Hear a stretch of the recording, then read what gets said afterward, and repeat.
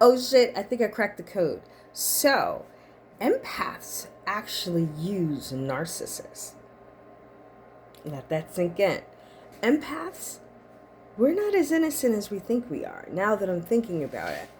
Because everybody keeps saying, oh, the narcissist uses the empath and all this other stuff. Not necessarily. Because as an empath, I feel other people's emotions. I feel other people's energy. I literally feel it in my body like it belongs to me. I had to learn and put defense mechanisms in place to make sure I know whose energy I'm feeling, right? So with empaths, what we do is we just live our lives.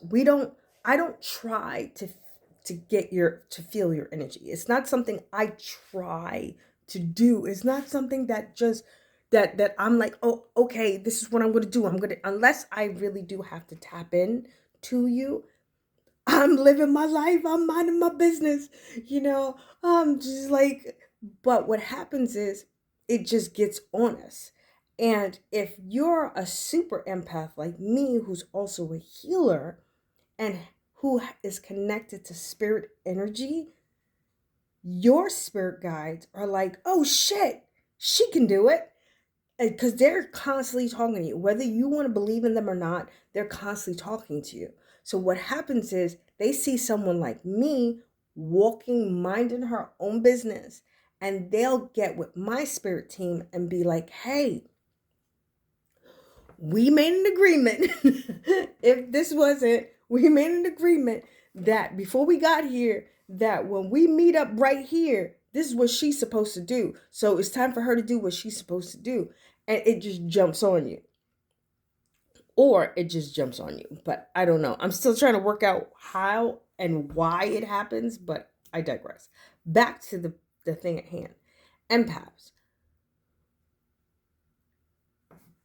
We feel when someone is happy with what we've done.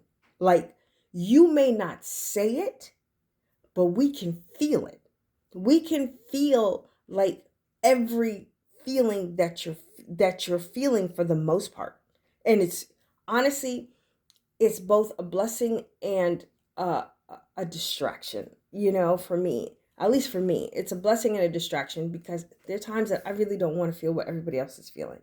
And I do my best to stay in my frame and like block stuff out, but sometimes I can't even do it. Like sometimes it still gets on me.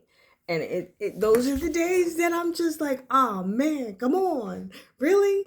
So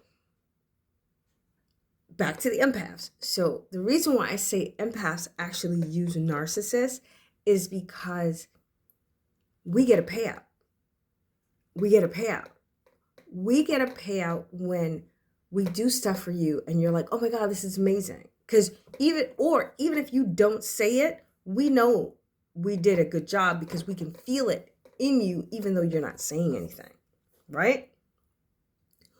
Where it gets toxic is when the empath needs that from that person.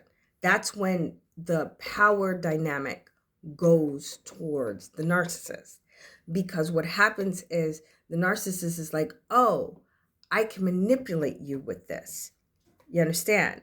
So once the empath starts to get manipulated with it, that's when it becomes a toxic thing for the empath. And they have to be like, oh no, I got to reclaim my space, my autonomy, my energy. I got to reclaim it. And then they just completely, because I was one of them, they just completely blamed the narcissist. Like, oh, he was just, or she was just a narcissist and she just took advantage of me. Yes, she did at the end. But in the beginning, you were getting a payout. You were getting a payout just as much as they were getting a payout. But then once their payout outweighed and outbalanced your payout, that's when the empath's like, oh, this relationship is toxic. So it's like you could be a balanced narcissist. You really can. And to me, narcissists aren't I think people have taken it and made it so negative that it's not fair to the people who aren't empaths. Does that make sense? I feel like there are days that I really wish I was a narcissist. From what I have read and researched, narcissists take care of themselves. It's about them. It's about what they're supposed to have and do and be in this life. It's they focus on themselves, but I feel that if you can be a balanced narcissist, that, and not even, shouldn't even use that word because it's so tainted, but if you can balance it out and you don't like you can balance, like I'm trying to see if I can be like a narcissistic empath. like is there such thing? Maybe I can make my own group, a narcissistic empath, because think about it. I'm building my businesses. I am building my brands. I'm building my social media, my social media influencer presence and all that other stuff. I'm building these things. That's narcissistic energy, because I do have other things and other responsibilities and other people I need to take care of and all that other stuff. But then now I'm starting to be like, do I really have to take care of them though? It's like, haven't I already taught them how to take care of themselves? Yes, I make sure that funding and all that other stuff. I don't know when I became a bank. I didn't have parents like that. So it's like being rich is making me go, damn, okay, because I didn't know there was a bank called the Bank of Mommy.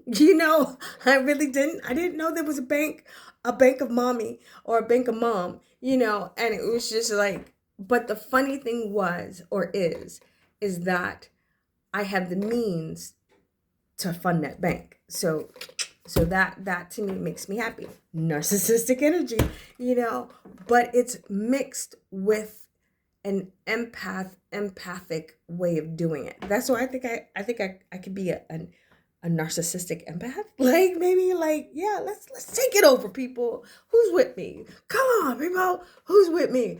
Yeah. But yeah, but empaths, you get stuff out of it too. It's just once it becomes unbalanced, that's when it's like, because no matter what I say or what I do, I like taking care of people. I like making sure that people have what they need. I like making sure that things run smoothly. I do, because it's a payoff for me, because as an empath, you feel other people's chaotic energy. You can't help it. Like, we got to stop playing like we can help it. We can't help it. You feel other people's chaotic energy. That's why you try to regulate them. That's what then I don't know when this turned into the Spirit Speaks episode, but yeah, you regulate people because it regulates you. If you're sensitive, whether it be an empath, whatever you want to call yourself, you don't want to call yourself anything, because I think we label stuff way too much now. We didn't label stuff this much. It was kind of like, yeah, the weird girl. That's why I call myself the weird girl. Like, yeah, the weird girl up the street. She sees things. She sees people. Go ask her. Go ask the weird lady up the street. I said, that was your label. All these other labels that they kind of pigeonhole you into one thing, and it's not good. But I digress. So empaths, it's like if we're in a room and everyone is freaking out and there's like an underlying tension, we feel it. And God help the ones like me that tend to absorb it so they can transmute it. A lot of you empaths, you're like, what? But why do I absorb the pain and I have to go get an energy clearing from like a person like me? You absorb the pain because you're supposed to transmute it. I'm sorry, I'm part of that group. Yeah, you're supposed to transmute it. You're supposed to take that energy and change it. You're supposed to walk into a room and change the energy. You're supposed to walk into a space and change the energy. That's why you can feel it. If you're sitting around going, what is that? Like, why is it just you're noticing it for a reason? Because what I've noticed is that not everybody notices. And I'm sitting around going, so nobody feels how heavy it is in here. And everybody's just like, like everything is great. And you can feel the tension. You can feel the discomfort. You can feel it. And it's like, if I'm still learning, I'm still growing with my team and stuff, and learning how to navigate it, because it's not going to go away. I've come to the conclusion it's not going to go away. So I have to learn how to navigate this so I can function. So what I learned energy clearing. I learned how to know whose energy I'm feeling, because I realize every energy I feel, or every emotion, or every pain I feel does not always belong to me. The weird part is, the majority of the time, it doesn't belong to me. If I'm in this is one other reason why you're sensitive, you're an empath, you're going to want to be by yourself. You're going to start to isolate yourself. I hate to be the bearer of bad news, but you're going to start isolating yourself, where it's only your team. It's only your spirits. It's only your energy, because it's going to get exhausting. If you're anything like me, it's going to get exhausting. And I don't isolate on purpose. It's kind of like, it just maneuvers that way. Kind of now I understand why Jesus kept going to the mountain by himself. You understand? I understand the story now. I understand why he was like, yeah, and Jesus went away to himself. I get it. And you're going to do that. That's going to happen. You're going to go off to the mountains by yourself. I cannot wait to go to the mountains. I am so looking forward to going to the mountains and, valleys and stuff where it's just quiet. And you could just hear yourself think, and there's no one else's energy except nature. It's like, you see how that feels? Did you feel that? Did you feel that? Did you feel that shit? Then you're an empath. All right? Stay blessed. Deuces. I love you guys. Peace.